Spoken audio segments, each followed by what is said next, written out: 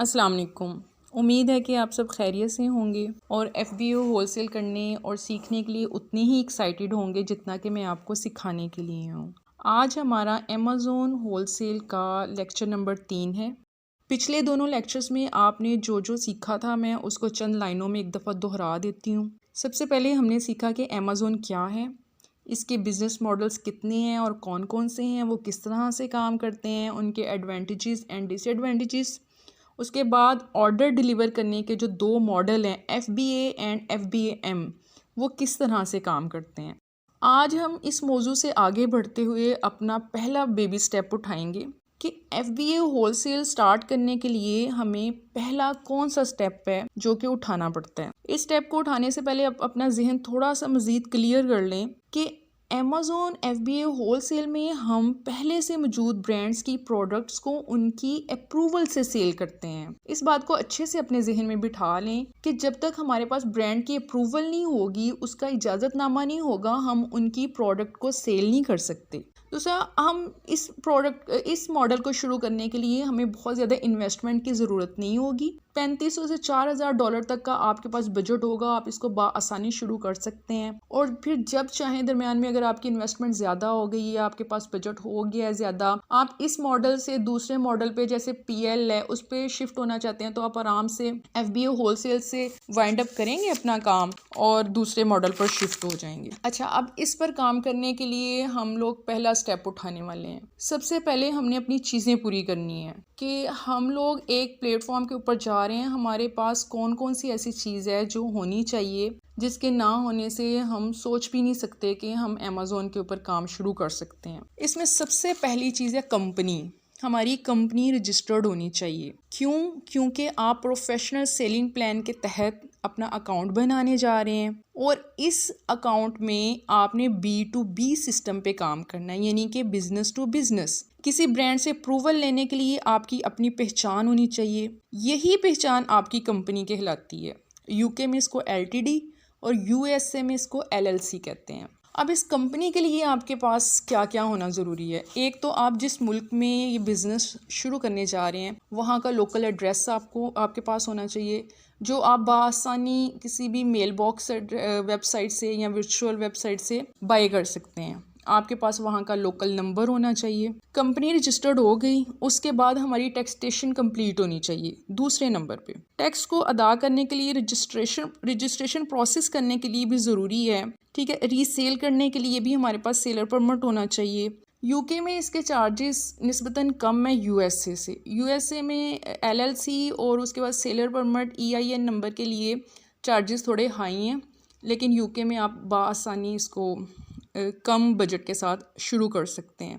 मगर दोनों की अपनी अपनी अहमियत है, इसमें कोई एक रिकमेंड नहीं किया जा सकता कि आप UK में शुरू कर लें या आप USA में शुरू कर लें। अच्छा, टैक्सेशन, आप जब अपनी रजिस्ट्रेशन करवा लेंगे तो फ्यूचर में आप जो चीज़ें ख़रीद रहे हैं या चीज़ें बेच रहे हैं उसके ऊपर आपको जो टैक्स अदा करना पड़ता है गवर्नमेंट को और ब्रांड्स को, उसमें आपको बहुत आसानी हो जाएगी कि आप पहले से वैट रजिस्टर्ड हैं, तो वहाँ पे बहुत सारे इश्यूज होंगे जो आपके बगैर किसी टेंशन के ख़त्म हो जाएंगे। कंपनी बन गई, हमारी टैक्सेशन कंप्लीट होगी। तीसरे नंबर पे आ जानी है क्रेडिबिलिटी। क्रेडिबिलिटी क्या है? यानी अगर आप किसी ब्रांड से अप्रूवल लेने लगे हैं तो उसके सामने एक सवालिया निशान होता है कि वो अपनी प्रोडक्ट्स आपको क्यों बेचे। इसके लिए आपको ख़ुद को साबित करना पड़ता है। ख़ुद को साबित करने के लिए जो वर्ल्ड वाइड सबसे अच्छा और सबसे वर्थ वाला टूल है ना, वो है आपकी वेबसाइट। आपके पास एक अच्छी वेबसाइट होनी चाहिए जो आप दिखाकर अपनी वर्थ दिखा सकते हैं। इस पर भी जो है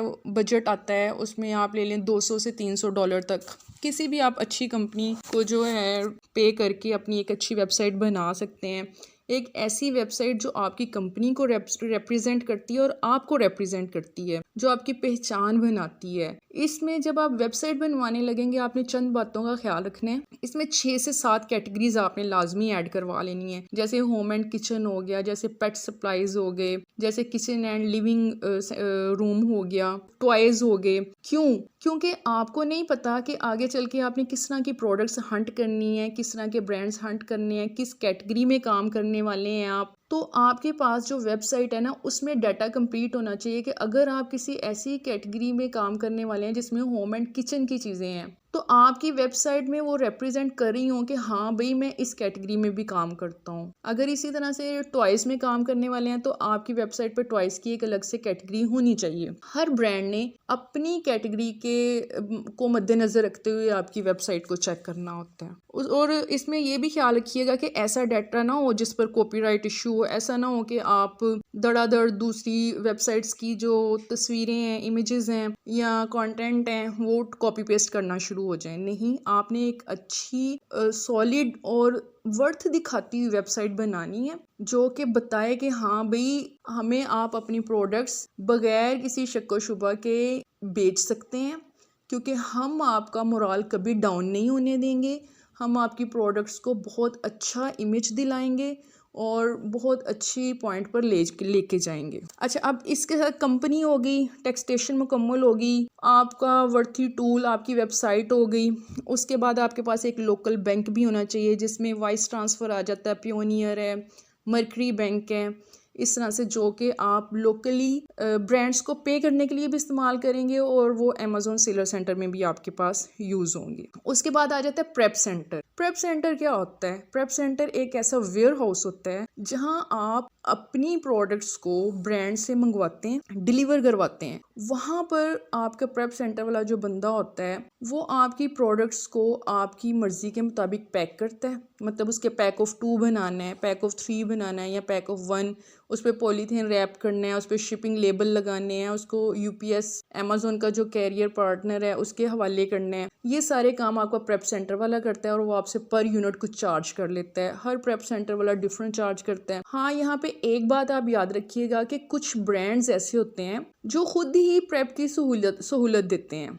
आप उनसे बात कर लें, वो कुछ चार्जेस लेके आप उनको शिपिंग लेबल क्रिएट करके सेंड कर दें, ईमेल कर दें या व्हाट्सएप कर दें, वो उनको लगा के चिपका के तो आपकी प्रोडक्ट्स जो है वो अमेज़ॉन वेयर हाउस को पहुंच जाएगी। इसके लिए ज़रूरी है कि आप जब ब्रांड से बात कर रहे हो तो आप उनसे पूछ लें कि क्या वो आपको प्रेप की फैसिलिटी देंगे। अगर नहीं तो आपके पास फिर प्रेप सेंटर होना चाहिए। अब हमारे पास चीज़ें अरेंज हो गई हैं, हमारी कंपनी भी बन गई, हमारी टैक्सेशन भी होगी, हमारी वेबसाइट भी बन गई, हमारा बैंक अकाउंट भी ओपन हो गया है, हमारा प्रेप सेंटर भी ओपन हो गया है। अब बात आती है ब्रांड से अपनी ऑफिशियल वेब मेल से बातचीत स्टार्ट करना, कम्युनिकेशन। इस कम्युनिकेशन के लिए आपने अपनी एक टेम्पलेट बनानी है। इस टेम्पलेट के बारे में मैं पहले भी बता चुकी हूँ, दोबारा बता देती हूँ कि इसमें आपने अपना पहले इंट्रोडक्शन देना है कि मैं फ़लाँ पर्सन हूँ, मार्केटिंग मैनेजर हूँ या डायरेक्टर हूँ, जो भी आपकी पोस्ट होगी ना, एज ए वीए या एज ए ओनर, आपने वो मेंशन करनी है। ये मेरी कंपनी का नाम है, इस सिटी में, इस स्टेट में ये मैंने बनाई हुई है, इस डेट को ये क्रिएट हुई है और हम लोगों की ये स्पेशलिटी है, हम लोग ये इस तरह की प्रोडक्ट्स को सेल करते हैं और हमें जो है आपके अंदर क्यों इंटरेस्ट है कि आपकी प्रोडक्ट्स हमारे क्राइटेरिया से मीट करती हैं या हम इसमें इंटरेस्टेड हैं, हमें बहुत अच्छी लगती हैं। मतलब कि आपने ब्रांड के साथ बात करते हुए उसको इस बात का यकीन दिलाना है कि भाई मुझे कोई आम चीज़ ना समझो, मैं आपकी प्रोडक्ट को कहीं से कहीं ले जाऊंगा, मेरे पे ट्रस्ट करके देखो, मेरे पे एतबार करके देखो। इस तरह से आपने टेम्पलेट बनानी, बहुत ज़्यादा लॉन्ग ना हो, कंप्रीहेंसिव हो। और ये टेम्पलेट आपने ब्रांड को अपनी वेब मेल से सेंड करनी है। वेब मेल जब आप वेबसाइट बनाएंगे तो वहाँ पे आपकी बहुत सारी वेब मेल क्रिएट करने की भी फैसिलिटी होती है। मतलब जैसे info@theglobalsky या admin@theglobalsky.com, sport@theglobalsky.com, इस तरह से आप वेब मेल जो है वो डिफरेंट क्रिएट कर लें और उसके साथ आप ब्रांड के साथ अपनी कम्युनिकेशन करें। ये हमारे वो स्टेप थे जो